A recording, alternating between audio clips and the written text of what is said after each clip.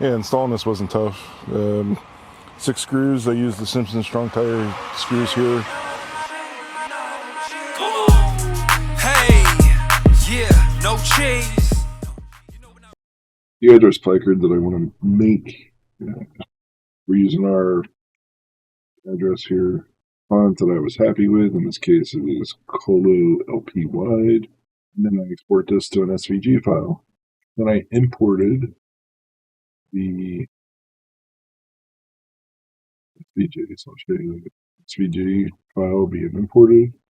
And any place on the inside of this object, it automatically highlights everything that's on the exterior of all those outlines. So it's leaving this clear, it's leaving this clear for the S and the G. Just works out nicely. This is the new one we just did. So I'm going to run the simulation. And this is how we'll double check to know that it's okay. Simulation, which is here. Got this icon up here, simulate with machine. There's a simulator, and you can hit play. And it shows you every cutout.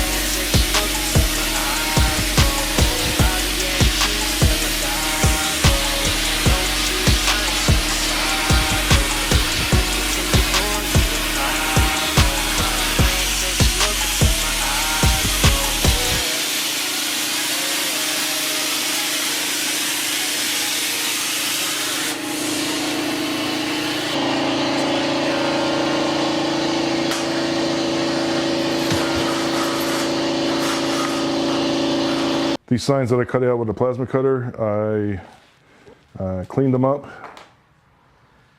with my wire reel, and actually used my air hammer to chip away some of the slag here. And then I painted it with RUSTOLEUM Universal Flat Black, and it came out so nice. Yeah, it's very, very nice. And I'm using these little 3D printed painting towers to suspend it. And I'm going to hook these to the mailbox post tomorrow. And I'm just going to use Simpson Strong-Tie fasteners. I think it'll be perfect for it. So I'm using a Simpson Strong-Tie construction screws. I'm just eyeing this up. I'm not trying to get perfect.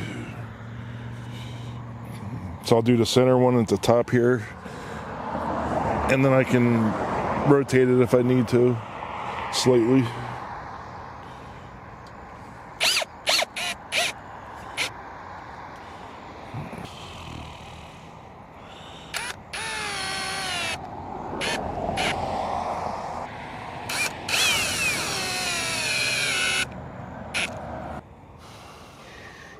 Yeah, installing this wasn't tough. 6 screws. I used the Simpson Strong-Tie screws here, and just picked the spot on here and eyed it up, and secured it with the screws using my driver here. And now I'm gonna do a seasonal sign that I'll suspend from here. So that's my next project. So I got the measurements already for this distance here. But yeah, it's a neat project, learning experience. I think it adds a little bit of character to the mailbox post.